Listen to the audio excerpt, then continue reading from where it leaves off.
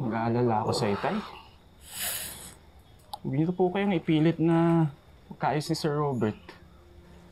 Baka kasi pag nalaman nila yung totoo, mas malala pa dyan yung abutin nyo eh. Hinaan mo nga yung boses mo. Gusto mo bang marinig ka ni Nora? Pasaway ka talaga. Nakukonsensya na kasi ako, Tay.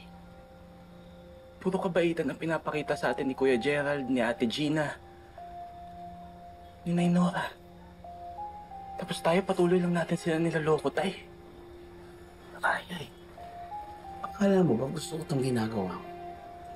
Ha? Wala lang akong pagpipilian kaya ginagawa ko ito eh. Alam mo kung anong mangyayari pag hindi natupad yung mga plano ko. Yan ang isaksak mo sa kokote mo.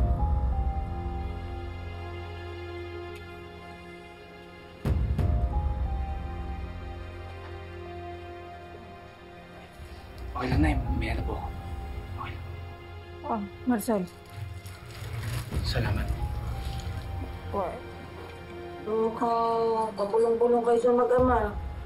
Mukhang seryoso yung pinag-uusapan nga. Oh. Wala.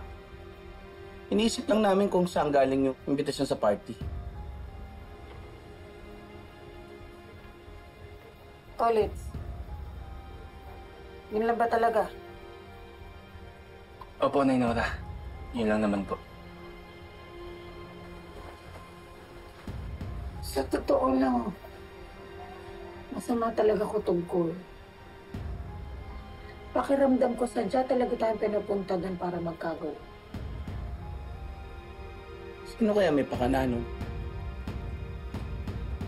Isa lang naman naiisip kung may ganong galit kina Gerald at Gina. Para gumawa ng ganon. Si Betsy.